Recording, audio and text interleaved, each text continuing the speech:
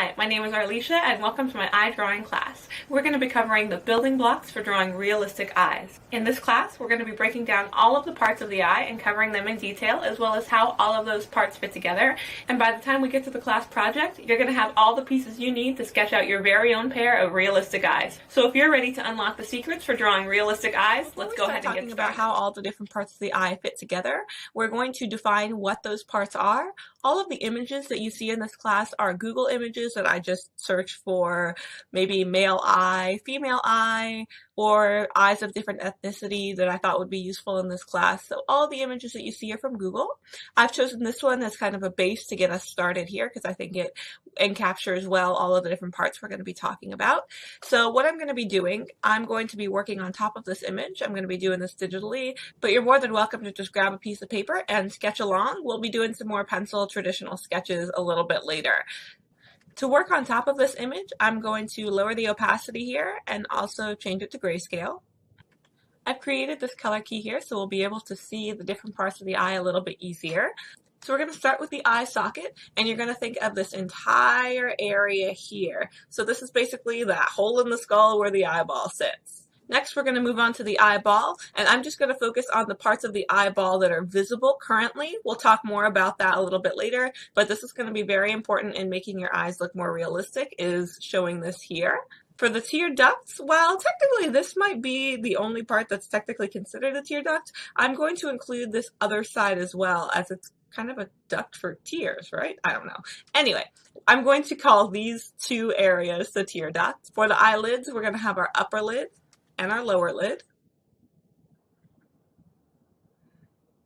And I'm going to slightly suggest that the thickness here, which we will talk more about a little bit later. The eyebrow, you'll notice, sits right at the top of our eye socket, and that's what we want.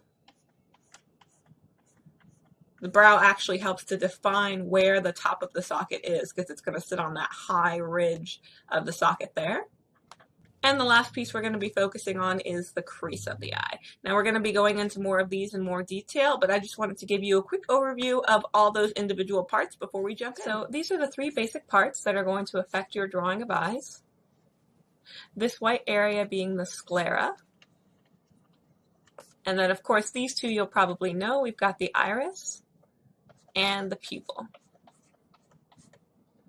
The reason I decided to highlight these areas in particular is because I want to talk to you a little bit about how they actually form in anatomy. So if you think about an eye from the side here, you might think that the eyeball itself, the iris and the pupil area inside of there, just kind of sit back in this area. But the truth is that there's actually this three-dimensional shape where this section that pops out here, where the iris, where you would see the iris, and the pupil is the cornea. So this area here is the cornea, and it actually sticks out. So that affects our drawings very, very little, but it's important to know. And then in here, we've got this space here. So if you imagine this as being a side view here, this would be our iris. And then actually this space here is the pupil. So the pupil, there's not actually a black dot inside of your eye, it's a hole that leads into this space. And there's a lot of other things going on in here, like the lens and, you know, the actual like nerve where your eye attaches to the rest of your body. But it's important to note, and I think it's just worth taking the time to note, that while up here we've got your sclera, the white of the eye, the iris is this comes down this way, and then the pupil itself is just the gap in between. So a really interesting thing that happens with the eye, and hopefully this can explain a little bit of what you might see in drawings here. So if you imagine light coming in and hitting the eye right here, this is where you would get a highlight. And because of this curved shape of the cornea here, what actually happens is the light comes in and bounces off a lower part of the cornea, which is why you get that second light. So sometimes when you have like anime style eyes and the eyes have two highlights, oftentimes that's kind of what they're trying to represent is one, and then in the opposite lower corner you get your smaller highlight. So I know I did my highlights backwards and dark there, but that's the general idea of where those things come from. Here it's like that dual highlight comes from the fact that we've got this convex shape here and then this slightly concave shape inside here. Convex being that this one comes out and this one comes in with the hole in the middle, so light reflects in and then back out, which gives us our highlights. For our tear ducts, we're going to be using two different shapes. We're going to be using this sort of rounded shape and also a pointier shape. Our rounded shape is going to go on the inside here. As far as where you place the tear ducts on the eye, that's going to vary depending on the type of eye that you're going for. I'm just going to give you like a general example here. So we can see that rounded shape goes on the inside, the pointy shape goes on the outside of the eye. So if we're saying this is the side in here, this is where like your nose would be. Here's a good nose. There we go. Perfect, masterful noses. I should definitely do a class on noses next. Anyway, if we pretend that this is our nose, let's get that out of here. This being the inside here, there's also a little gland that kind of sticks out inside here, but we've got, this is one side of the tear duct, and this is the other side. And you can kind of vary those to create like different angles. So if I hide those ones and then I wanted to create different ones where, let's say I wanted to put this one really low and this one really high. And then when I put in my eyelids, you can see how that kind of changes the angle of the eye. So you can really kind of adjust the position of these and then draw your eyelids around to really drastically change how those eyes look. Anyway, ducks are fun. They kind of are like the axes of the eye. So for the eyelids, you may be tempted to just draw a curve over here and a curve over here.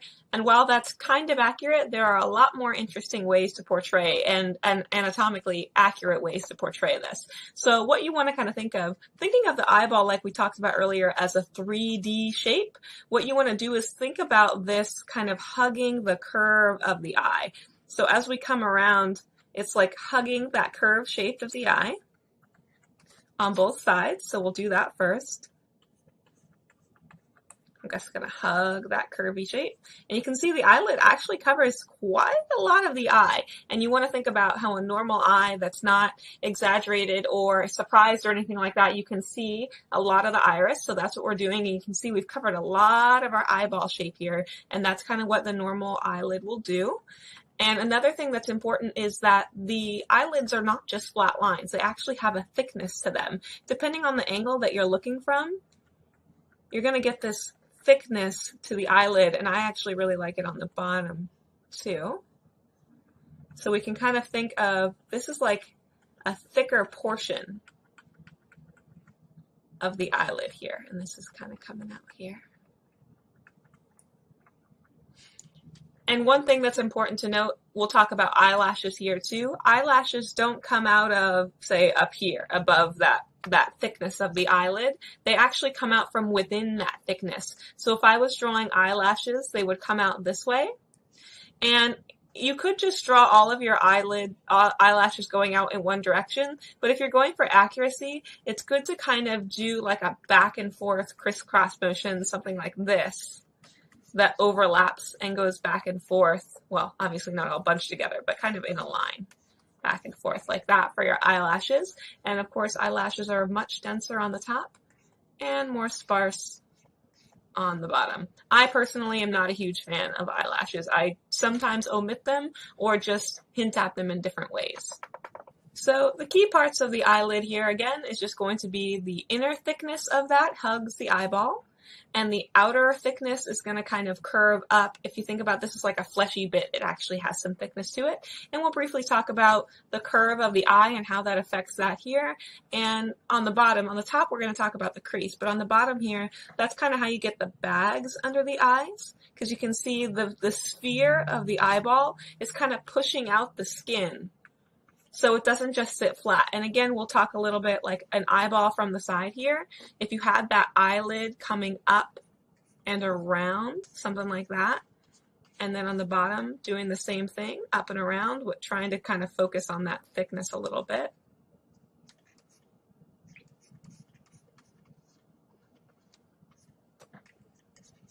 So if we had this thickness here, again, remembering that this is actually a little bit more like this, and this can come in a little bit.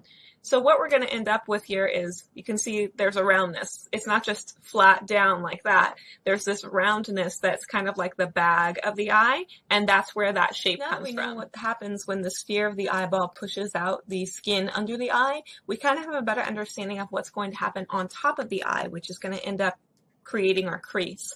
One thing that's a little bit different on the top of the eye though is that we have the top eyelid has a lot more flesh to it because it has to close and be able to cover the entire eye. So what we end up with is there's a lot more flesh that comes up in this area over the top. So what happens is when you open your eye, that creates this crease, and you can kind of, when you're drawing it, follow that imaginary shape of the eyeball underneath, and that'll help you to get like a more accurate crease. So if we put our crease in like that, and then one thing that you end up with is where the folds kind of start to spread out, there's like shadow underneath here. And this shape, once this shape is in place, it allows us to better render a lot of our eye, because we can start to think about this being the curve of the eyelid and how like some of that's going to lay under shadow. And then that's why you end up, this is still kind of that curve coming down. With I like to put a lot of shadow down in here, and we can kind of think about that shadow coming up. This is where a lot of shadow ends up on the eye, personally, when I end up rendering them, just because this fold of the crease, there's all of this skin that's kind of folding down over the area, and a lot of that ends up being put in shadow, and you can kind of think of shadow. I know I'm kind of mixing my colors here, but shadow underneath the eye as well.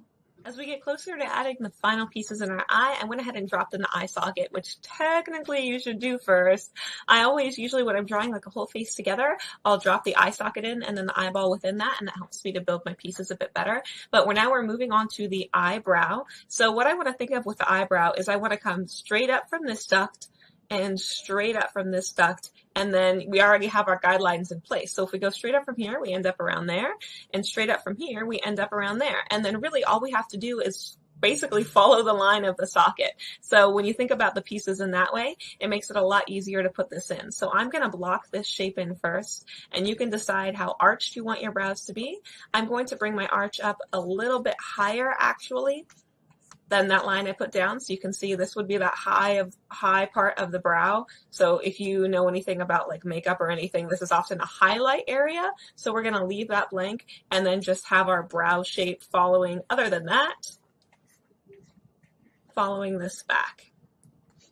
And once you put the eyebrow in, you can kind of start to see the eye all coming together, and it's very exciting. And as far as the hairs of the eyebrow go, if you're looking to portray something kind of accurate, I would recommend starting with short hairs in the front and just bringing those short hairs back. So instead of doing like one long stroke all the way back, you can kind of imply the hairs, but go directionally, and sometimes you can even do like a bulge in this area where the hairs kind of curve out and around. Now that we've got the basics down for all of the parts of the eye, I want to talk about a couple variations, and I've got a couple examples here.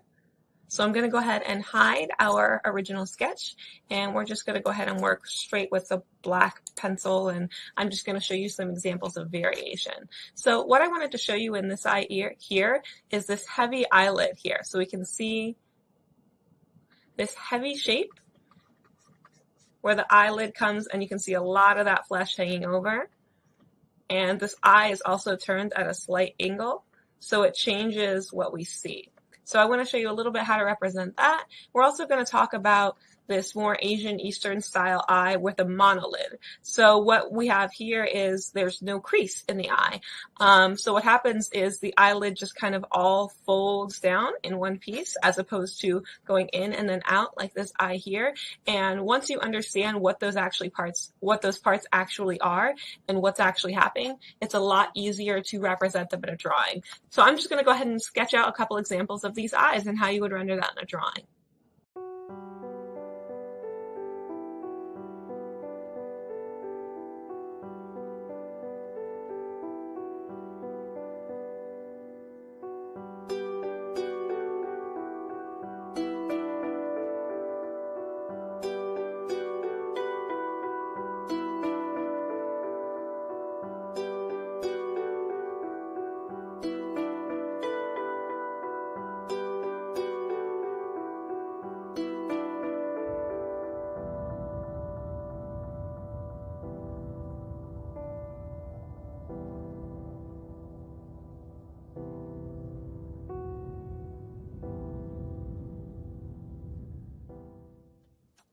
So some key points here that I really want to focus on in rendering these eyes is the fact that no matter what type of eye you're drawing, the top eyelid is always going to overlap the bottom one. So the top eyelid in all of these drawings is going to cover up our bottom eyelid.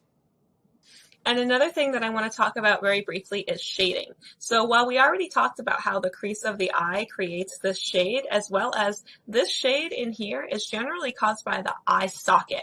So the curve of that eye socket sitting in here and the flesh kind of creates shadows in this area. But another place where you end up with shadows actually is under the eyelid. So under this area here, you can see it a lot in this eye down here, there's a cast shadow that is cast by the eyelid, and I find that to be extremely useful and extremely effective in communicating shadow in the eyes. I think it just kind of ties everything together and makes the eyes look a lot more effective. And as you can tell, my eyes are getting a bit messy here, my sketches. They're also pretty stylized, but those are just a couple of things that I really like for doing eyes.